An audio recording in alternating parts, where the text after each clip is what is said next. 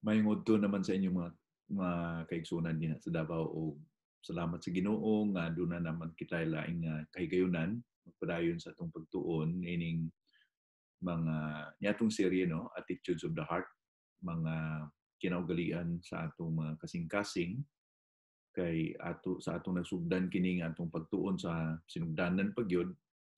Akong gi paathag sa inyo nga ang atong tuyo ug tumong dinhi dili relihiyon kundi relasyon sa Ginoo. Ang relihiyon nag-emphasize sa guwa no unsay himuon, himuni, himuna. Pero kung naa na kita kay Kristo, na kita relasyon sa kay Kristo, adunay mga kausaban sa atong mga kasing-kasing. Mo na atong mga ginatun-an sa mga pila na ka mga semana o ginulan nga mga kinaugalian kini sa atong kasing-kasing, mga pagbag-o nga himo sa Ginoo o pagkahimuon sa Ginoo sa kasing-kasing nga naa na si Kristo. Kung nini nga udto, mag-abot kita or mag-sugod kita sa topiko sa pagpasaylo, forgiveness. O kini mao ang katapusan nga kinaugalian nga atong pamalandungan. O gi-reserve ko kini nga murag katapusan kay usa kini ka importante sa kanatong tanan kay moingon gani kita pagka Kristohanon ang mabutang gyud sa atong hunahuna o mahunahuna nato una gyud sa tanan nga ang Kristiyano dili hingpit nga tao kundi gipasaylo, di ba? Christians are not perfect people but forgiven people. So kita mga pinasaylo lang kita ng mga tao. O kabalo ko nga sa tanan ng mga tao kamo mismo maka hangop gyud kung unsa kini ka importante kay tanan kita makasasala o kinahanglan nga batunan nato nga kita nahidugtong lang o napasiguli sa Ginoo tungod kay gipasaylo ra ta. So kana nga kinaugalian o kana nga pamatasan, kana nga attitude dapat nausab sa atong magkasing-kasing nga andam kita magpasaylo sa mga nakasala nato. Itudlo na ni Ginoong Kristo sa iyang pagtudlo sa pag-ampo kanato na atong itawag nga amahan namo nga pag-ampo. Pasaylo ako sa akong mga sala, sama usab nga gipasaylo ko ang nakasala kanamo o kanako. So kining pagpasaylo buhat ni sa balang espiritu.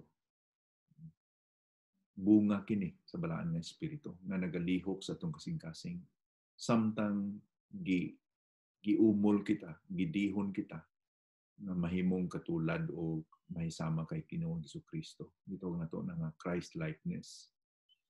Ang atong pagkakristohanon dili lang na makaangkon kita kaluwasan nga di kita mapaimpyerno, di kita mahukman sa atong kasalanan, kundi nga ang atong mga kinabuhi mahisama kang Ginoong Jesucristo.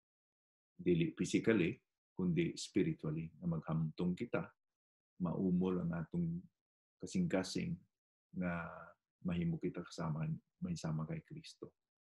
Mabasa na to na sa Roma 8:9, Colosas 1:27 o Galacia 4:19. Kini nga attribute o pamatasan nga iyag kay Kristo ato ning nabatunan o na tagamtaman tungod kay si Kristo ning ngari aron man gyud pagpasaylo nato. Sumala pa sa mga binuhatan 5 bersikulo 31 ug 1 Timoteo 1:15 ug Epeso 1:7. Si Kristo minganhi aron maghatag nato kapasayloanan. Mao ning gitawag nato nga hallmark of Christianity. Tungod kay ang tanan Kristohanon nakadawat man, tanan kita, nakadawat man gyud sa pagpasaylo sa Ginoo, kita gisugo usab nga magpasaylo sa uban nga nakasala nato. Mateo 6:14 hangtod sa 15, Epeso 4:32, mo ni akong basahon. Hinuon magminaayo o magmalumo kamo sa usag-usa. ug magpinasaylo ay kamo sama sa pagpasaylo sa Dios kaninyo pinaagi kang Kristo Jesus. Magpinasaylo ay kita sama sa pagpasaylo sa Dios kaninyo pinaagi kang Kristo Jesus. So ang atong halimbawa o pananglitan, paano kita magpinasaylo na anay sama sa pagpasaylo sa Dios kanato pinaagi kang Kristo. Diha sa Mateo 18, diha una nato makita ang hisgot ni Ginoong Kristo sa simbahan. Church, maging ganito church, dili building ha, dili nga may poste building. Church, mga tao, tinawag sa Dios gikan sa kalibutan ng makasasala, giluwas niya aron hugpungon niya, isahon niya, ug gitawag sila nga pinalahi, pinahain sa Ilonggo pa. No? Called out assembly, gikuha sa kalibutan o gihimo nga usa ka katilingban, usa ka mga tinawag na usa ka katilingban gitawag nga simbahan. So ang simbahan tao, bisag way building, katipon ng mga tao nga gasimba sa Ginoo, mga naluwas ni Hesus Kristo, gitawag sila nga simbahan. So dinhi makita nato ang unang pag-mention sa simbahan sa Biblia ang ingon ni Ginoong Kristo sa Gospels. Dinhi gihatag ang mga instruksyon ni Ginoong Kristo sa mga apostoles o sa mga disipulo kung saan sulbad ang mga problema sa pagkabingil-bingkil sa sulod sa simbahan o unsaon nga resolver ang problema kung dunay mga pagkasilo or may nakasala, may nagkasala o may na sakitan kay na himuan siya kasalanan sa uban, dinhi nato mabasa sa Mateo 18 kung unsaon sa pagsulbad. Kini ang pamaagi sa pagpasaylo sulod sa simbahan. Now, buting nun nga gi-expectar na sa Ginoo nga mahitabo gyud nga ang mga Kristohanon mismo dunay pagkabingkil, dili mapugnan. Kaya naapag kita sa atong unod nun nga naapag kita sa napang atong old nature ba. Naatay espiritu nga nagadumala ka nato, naghatag ka nato bag-o nga kinabuhi, bag-o nga pangahandom, pero naapagyapon kita sa unod na kini usahay mao imo patibabaw sa atong kinabuhi nga makahatag og problema sa relasyon nato. So diha sa Mateo 18, makita gyud nato dinhi unsa ang procedure, unsa ang pamaagi nga sa pagpasaylo o pagpasiguli. Basahon ko sa bersikulo 15. Kung ang imong isig ka tumutuo nakasala kanimo, adtui siya og sultihi sa iyang gibuhat nga sala. Apan kini buhaton mo nga kamo ra. Kung maminaw siya kanimo, magkasinamtanay kamo pag-usab ug mapabalik mo siya sa Dios. Apan kung dili siya maminaw kanimo, pagdala usa ka o duha ka tumutuo aron matuman mo ang naisulat sa kasulatan nga ang inyong panagsulti mapamatud-an sa duha o tulo ka saksi. Versikulo 17. Apan kung dili pagyud siya maminaw kanila, isulti kini sa simbahan o sa iglesia. O kung dili pagayud siya maminaw kanila, ayaw na ninyo siya pagtagda, isipan na lang ninyo nga sama siya sa mga tao nga wala mutuo sa Dios, usama sa mga maniningil ug buhis. Mateo 18:15 hangtod sa bersikulo 17. So, sa hisgutan ni Ginoong Kristo dinhi nga andam kita mo sulti o mo approach ba sa atong kaingon nga nakasala ka nato, kini nagpamatuod nga i-expect yun nato atog yung expectaron ba nga may tabo aning offenses ba aning dili pagkamaayong relasyon sa atong fellowship nisi sa inyo diha sa sulod, no. Dili ko mo kay puro Kristohanon, walay problema sa relasyon. Ekspektaron na to na kay gitundo ni Ginoong Kristo na gipaandam kita nini ining Mateo 18. So bilang kongregasyon o katilingban sa mga dili hingpit nga mga tao kay napat sa unod, naa kita sa atong pag-struggle pa sa atong nga unod-unod nga kinabuhi, maka-offend kita sa usag-usa. May tabo na ano nga atong sinultian, ang atong aksyon, ang atong attitude, makapasakit sa uban. Whether mahibal-an na to na o may mga panahon usay nga wa ta kay balo ba ano bang di na to ginatuyo, nakapasakit kita sa uban. Kini mga unexpected and unfortunate man na dili na to nagitungod usahay. But ang ato lang gibatunan na moabot na. So mag-inandamon kita na magpasaylo kita. So mao ni ang tuyo sa atong pagtuon sa pulong sa Ginoo niini nga kaugalian kay dapat ready kita. Andam kita na magpasaylo. So ang unang giingon dinhi sa Mateo 18:15 nga i-approach nato ang atong igsuon. I-approach nato, igsuon nato siya sa Ginoo. Kay kini nga konteksto naa man ni sa katilingban nga mga tumulo. So ingon din ha, kung ang imong isig ka tumutuo, nakasala kanimo, adto siya og sultihi siya sa imong gibuhat sa sala. Kinsay imong sultian, siya mismo nga nakasala. Buhaton mo nga kamo-kamo ra. Ang tuyo niya ni unsa man para mapabalik mo siya sa Ginoo. Para mapabalik mo siya sa Dios. So ang tuyo sa pagpasaylo dili para sa atong ugalingon lang na masolve ang atong kaligut-gut, ang atong kasuko, kundi ato pong gilantaw nga kina siya nga atong igsuon nga nakasala, mapabalik sa Ginoo. Mao na ang tuyo nga i-approach.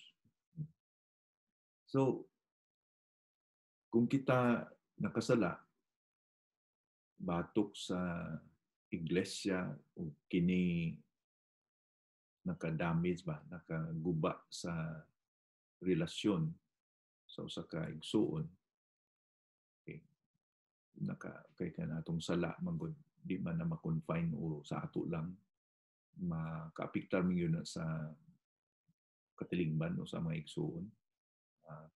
Pero may ginako na nabatian nga igsuon man nimo na, di ba? Kauban mo sa simbahan, nganong ingunani man na siya? O nganong ingunana man siya? Na-stumble bang uban tungod kay igsuon man ta, no? Na atay relasyon sa usa nga atong Ginoo, sa nga atong gialagaran. Si Kristo atong gialagaran. So managsuon kita sa Ginoo.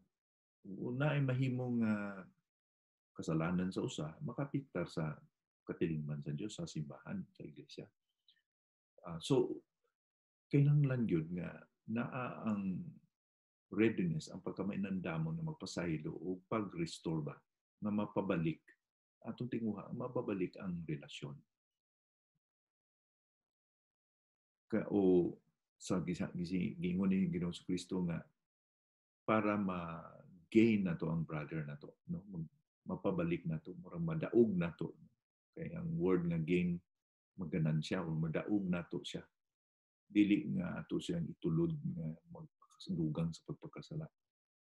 So kini ang maka-motivate nato, makatulod nato na doon na kita sincere nga handom na mapabalik ang atong igsuon. So ato siyang i-approach, ato siyang sultian na kamo kita-kita lang. Dili pakaulawan, dili ang tuyo nga ako ang tama, ikaw ang mali. Dili mo na. Kaya ang atong tuyo, dili kay makaangkon lang kita o hustisya. Of course, masakitan kita kay gi-violate, gitamakan ang atong katungod, tungod kay nakasaan tao sa ato, ano?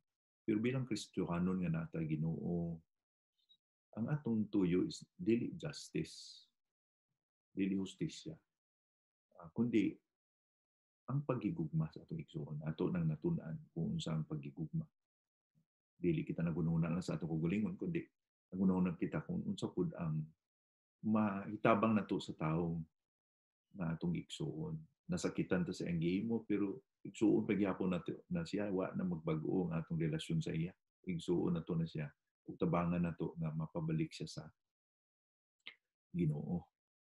So unsa man ang importansya nga mag-deal kita o mag-istorya kita sa tao na kasalanan nato, private ba? Kanang kita-kita lang niya atong sulbahon ng problema nga way uban ba? Kita lang. Ikaw lang o siya. Unsa may importansya niya na. Unsa may kanindot nga makita nato ingon ana nga senaryo. Dako kayo importansya o kanindot nga makita nato no mga kaigsuonan kay kasagaran kung kita nasakitan ang una natong reaksyon ang atong garbo natandog ba gitamakan ang atong katungod na gisulti nga nakasakit nato o nagihimo na murag gitamakan ang atong katungod ang atong pagkatao pagkaunubo gipakaubos natandog ang atong garbo naaman ta sa unod-unod palagi na tay mga garbo unya ang kasagaran mahitabo murag itagag sustisya nato atong kaugalingon unya mahitabo niya na atong ikondina ang tao nga mubalos kita o kondina sa tao na atay attitude nga tungod sa unod nun di na iya sa Ginoo sa atong nagkaluyahon sa atong unod nga atong i-justify atong kaugalingon atong taga-hustisya nga atong kaugalingon kay gisakitan ko kay gisumbag ko sumbagon ko sab siya gisipa ko sipaon sa good nako siya kung wa na iya gihimo di man po nako na himuon sa iya mo na gitaw nato nga fairness justice so unsa may mahitabo unsa may himuon tungod kay nasakitan ta natay pride mangita ta og atong masultihan mo simpatiya nato Pilipino ananta-ana no mo gihimo ni kuan sa ako bay grabe so gusto ta makabati po sa atong amigo nga hindi ay muna na gina siya wa di na gyud ko matinga bitaw mauna siya ingon na gusto ka manay mo simpatiya nato kay mo hagan-hagan na atong kaligot-got o bati nga kasuko kung naay mo simpatiya nato. So, kung mangita to mo simpatiya ka nato, naan ng justification mo bag sakto gyud ko nga mo masuko niya. Sakto gyud ko nga mangita ko manimalos kaniya. Mo na nalimbungan kita, nadayaan kita sa atong gibati. O maunay makahatag og babag nga di ta mo himo og tikang nga mo na to ang biblikal ba ang gisulti sa pulong sa Ginoo na paagi nga mapabalik nato siya sa Ginoo. So nauna na to nga kung nasakitan kita dako ang damage, dako ang damage kung ato pang i-involve ang uban sa naitabo. Dayon ba? Ato pang mga nikitag simpatiya, mudako ang problema. Kasagaran ingunana ang mahitabo, no? Mudako ang problema kay imbis nga i-settle sa mismo ninyong duha, daghan ng tao ma-involve kay gipanulti na, ang katapusan ng tao makaibaw katong tao nga nakasa basin pagwa siya makasa niya tandong na putong garbo ng dugang na noon so mauna ang usa ka problema nga say giling na kita sa yawa na mauni naka hatag nga og nakadugang og murag dilaa pagkadilaa ba kung may kayo pa isugnuran pa noon nung hantun midalaab na dung maayo na lisod na pugngan no? Ang damage isod na pugnan.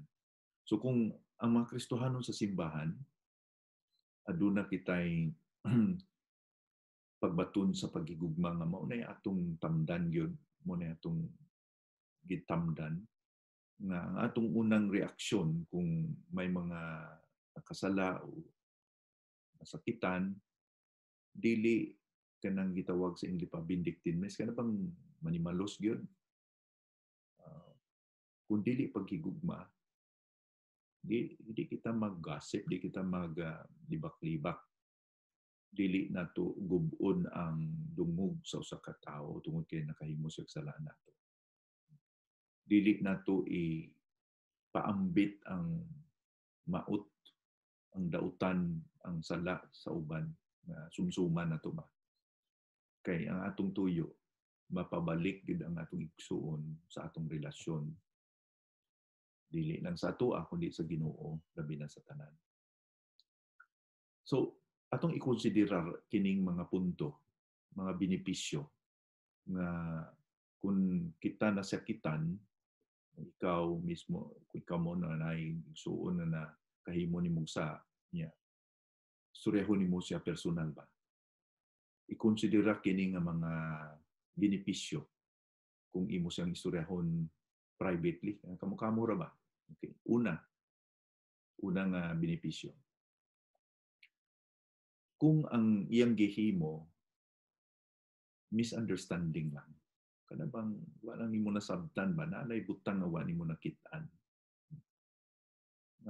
man dito tuyo niyang pasakitan ka, naay butang di ay nga wala nimo nakit-an nga abi nimo sa pero di man di sa kay naay butang lang ba nga sakto ang iyang eksplanasyon nga di man sa, no? Pero tungod kay imo siyang giistorya, imo nang sinati, imo nang nakita na tanan yung nga, uy, saylo ako kay nakasayop day ko sa akong pagtanaw adto sa imong gihimo o nasayop day ko sa pagpamati sa imong gisulti. So ang benepisyo ani nga imong giprotektahan ang imong kaugalingon nga base nga dili ka maka hunahuna og dautan sa tawo ug dili ka usab ka mapugnan po imong galingon nga maggasip ba maglibak sa tawo. Nasulbad nimo dayon diha nga panahon. Ikaduha, kung kina nga igsuon mudawat sa iyang kasalanan, gi-admit niya, giangkon niya, unya napasiguli na mo, nagkaistoryanan no, nagkasinabot na mo, nagkapinasaluy-anay na mo. Then, ang inyong relasyon, wala na bugto. Dili kita maduaan sa yawa, baka na bang dili kita malinglas sa yawa sa mga inaccurate na mga negatibo nga pagtanaw sa isa't usa. Kay kung kung dili ni sulbad between sa duha, magtubo ang gitawag na kaligut-got, bitterness. Pero kung maistorya, wala dayon, di ba? Kulang mo sa tao, no? Pasalamat pa na nga, salamat brada, kay imong gusultian. Salamat sa imong concern, sa imong pagigugman ako kay concern gyud ka. So wala na istorya dayon. So mao ni usa ka benepisyo kung masultian gyud direkta, no? Wala kay bitterness, kanang paglibak no nay dako gyud nga negatibo nga makadugang og sugnod sa problema. Ikatulo, sa sa pagdirekta nato sulti sa tawo mismo nga nakasala nato, malikaya nato nga kini nga atong kalikot-kot, kini atong gibati nga sakit sa atong dughan na ipaambit nato sa uban. Giprotektahan nato atong gulingon nga mag-react kita emotionally o atong pagkamalauton ang tawo gubaon nato niyang kinabuhi pinaagi sa paglibak. Kini nga reaction nga imbis nga mostorya ta sa iya direkta ngadto to sa uban mo istorya, kuan gina immature ba, dili mura ba dili bitaw for lalaki nga reaction, magbinata na reaction ba. Ingon ni Santiago sa Santiago 1 bersikulo 19 hangtod 20, mga minamahal, kung nga kaigsuunan, timan ininyo kini. Kinahanglan andam kita sa pagpaminaw, dili magpataka og sulti, ug dili daling masuko.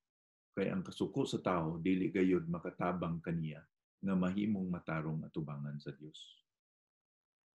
So, klaro nga dili dapat kita mag-istorya dayon. Ingon pa, himuan kita sa Ginoo usa lang kababa, duha ka dunggan, duha ka kamot, duha ka tiil, pero usa lang kababa, duha ka matapod, pero usa lang kababa. Aron dili kita mo istorya og dali kita mamati, dali kita maghatag og papamati sa uban kaysa pagbungat og istorya kanang dili kita dayon masuko. So ugan gyud nato ni nga dili kung dunay mga nakasala nato na di nato i-share sa uban, lampi na gyud kung may balaan nato nga kanang atong gisharean, atong gisultian, dili hamtong ang Kristohanon nga dili pud makapugong sa iyang baba. So kung kita ang nasakitan, ang atong reaksyon sa atong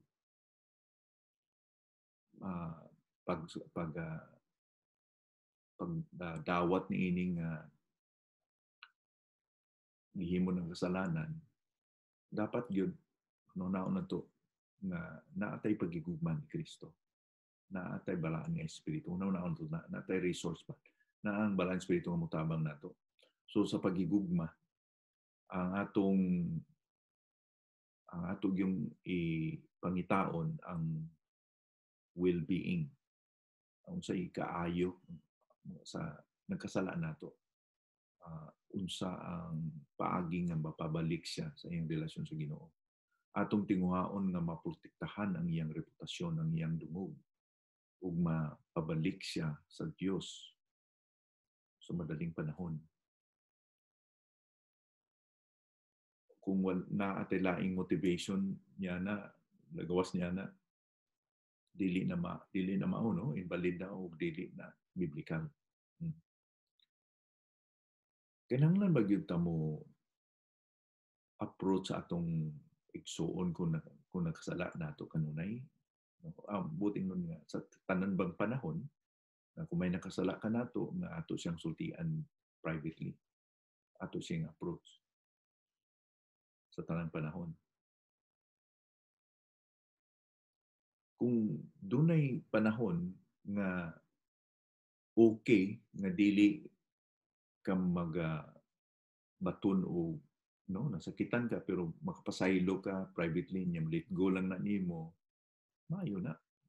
Kung nakahimo ang tao sa ato niya, nasakitan ka at the beginning niya, imo lang nang gilet go, na di nimo siya gi-confront, okay na siya sa niini nga mga instances, okay? Naay kaayuhan nga dili nato i-approach ang atong igsuon nga nakasala nato pinaagi niini nga prinsipyo. Dunay tulo ka prinsipyo nga atong pagatunan. Okay. Ang una, gitawag nga principle of graceful suffering. Okay. Una ni nga prinsipyo nga atong batunan sa panahon nga nasakitan kita, kay may nakahimo ka nato kasalanan, nga dili nato kinahanglan nga i-confront siya. kay naatay gitawag na principle of graceful suffering. Prinsipyo na nga ato lang gi-absorb ang suffering o sakit or pain, pero gracious kita. Dili ba nga naa ang kaligut-got. Okay? Sa Matthew 5, versikulo 39,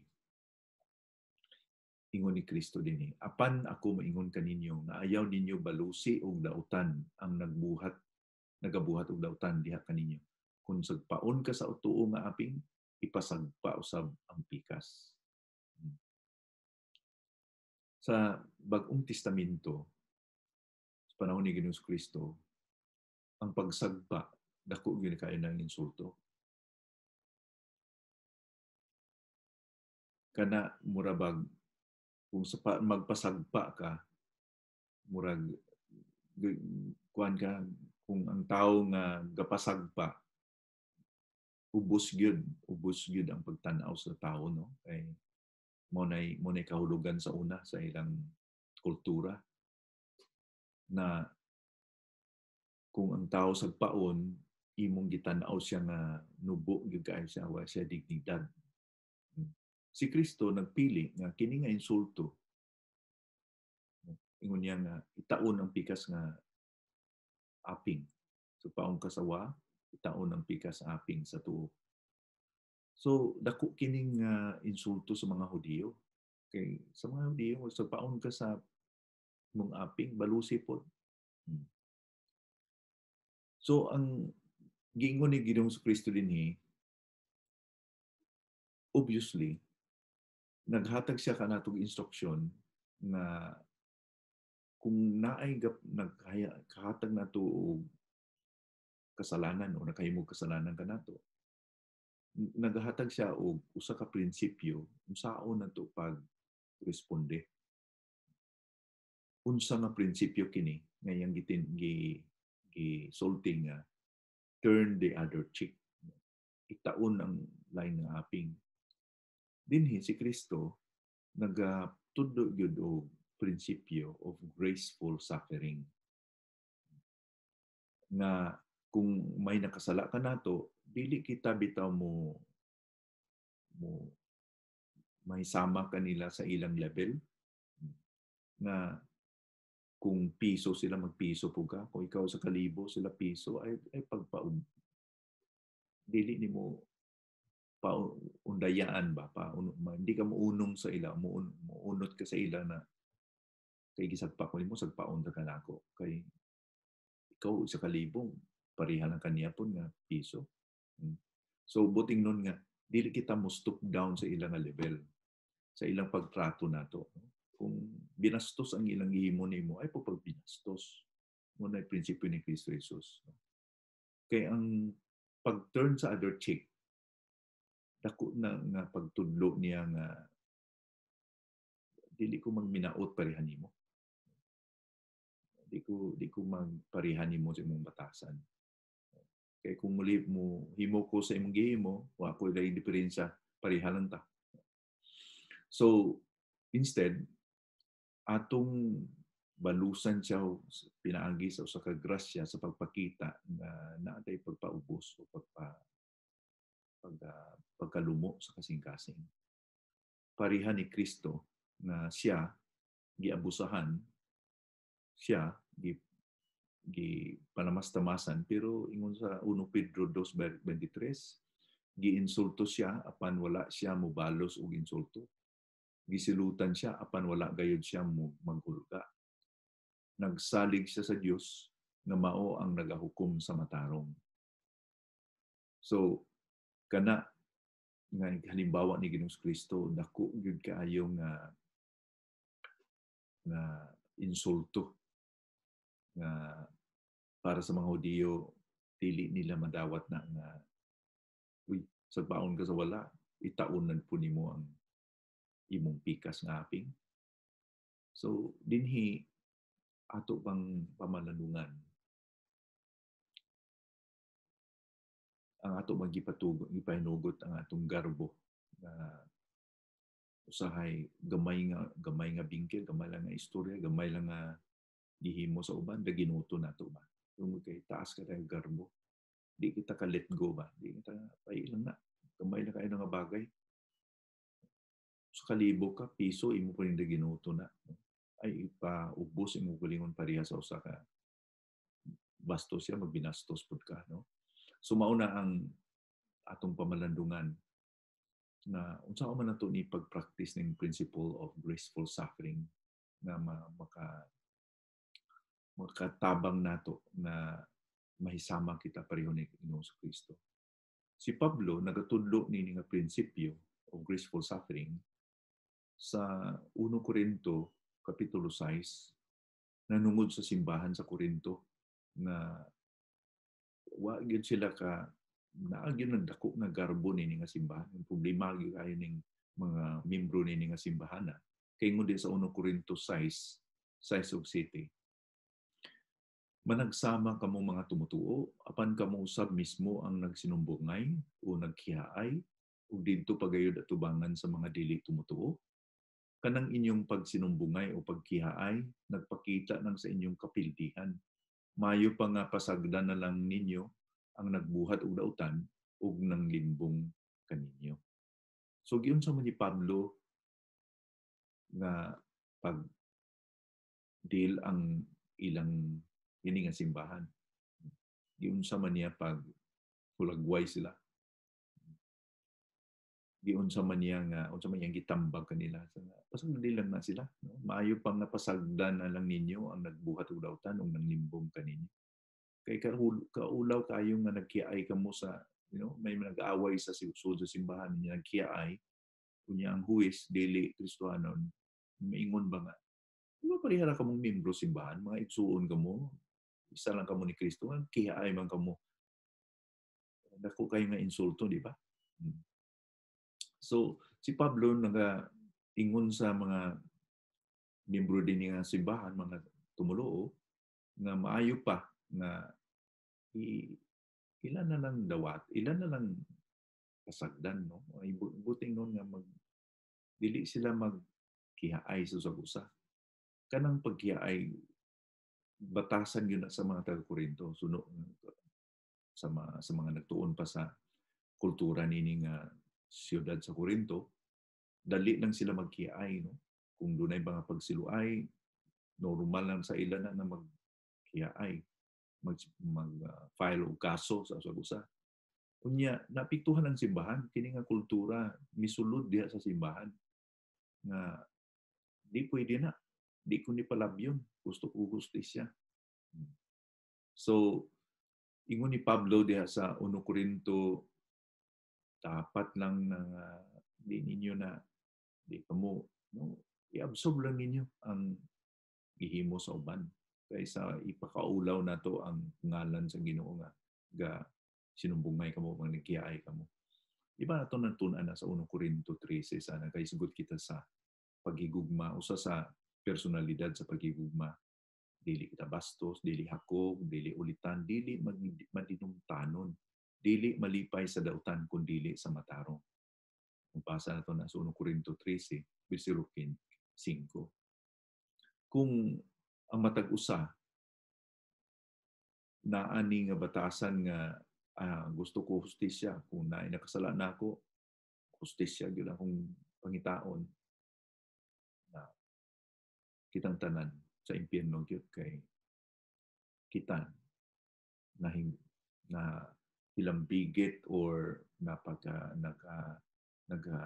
angkon kita og relasyon sa usag-usa og relasyon nato sa Ginoo di man sa hustisya sa pagpasaylo man sa Ginoo sa grasya man gyud sa Ginoo. So kung kita gipasaylo sa Ginoo di dapat nga pangitaon nato ng hustisya sa matag usa ka igsuon nga nakasala kanato. Kaya gipasaylo ra ganita sa Ginoo. Ang buting nun is kinahanglan kita nga makatuon kita pagpasaylo to let go for the sake nga ang iglesia nga nagasunod sa Ginoo mo reflect o magabaton og kinaiya pareha kay Kristo nga mapinasayloon ug maayo nga pagkaisa, pagkahiusa ug ang relasyon, ang gitawag nga reconciliation, pagpanumbalik sa relasyon nga dili mabugto ang relasyon bilang inigsuunay diya sa simbahan. So ang unang prioridad ni Pablo sa panahon nga may nakasala ka nato, mo gining graceful suffering. Maayo gyud sa matag usa kasi ka igsuon kung nasakitan siya nga una-unaon niya nga magpasaylo, dili siya mo retaliate, dili ba so mangita og panimalus dayon, kundi magpasaylo, dili magbaton o kaligut-gut o pagdumot. Sa Episo 4:31, ingon ni Pablo din na isalikwan ninyo ang tanan nga kaligut-gut, kapungot o kasuko, ayaw na kamo pamalikas o pagsulting dautan, batog sa usag-usa o pagdinumtanay. Sa Hebrehanon 12:14 ug 15, pinangkamuti ninyo nga maayong inyong relasyon ngadto sa tanang mga tao ug paningkamuti usab ninyo nga matarong inyong kinabuhi. Kay kung dili matarong inyong kinabuhi, dili kamo makakita sa Dios. Pagbantay kamo nga walay usa kaninyo nga mahimulag sa grasya sa Dios ug walay usa kaninyo nga mahimo kasamok mudalahig sa kadaghanan. Dili kita magbaton og bitterness o pagkaligot-got. No?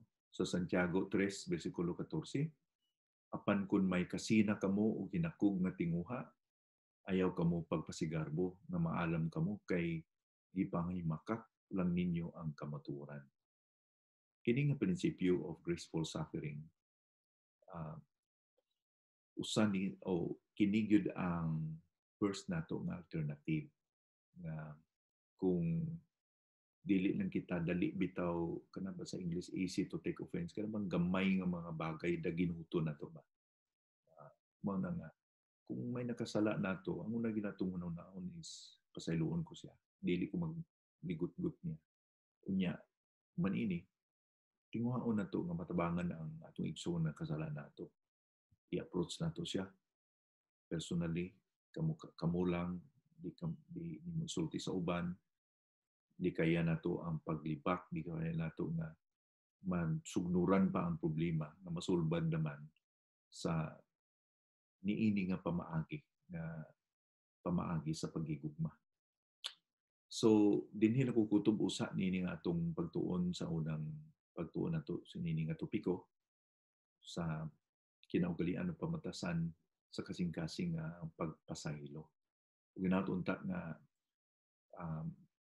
kini nakahatag kaninyo og dako nga panalangin ang maka-encourage nato, makadasig nato sa pagsunod sa Ginoo kay atong tintuyo dinhi nga ang kabaguan bilang mga Kristiyanon makit-an sa atong kasing-kasing o walay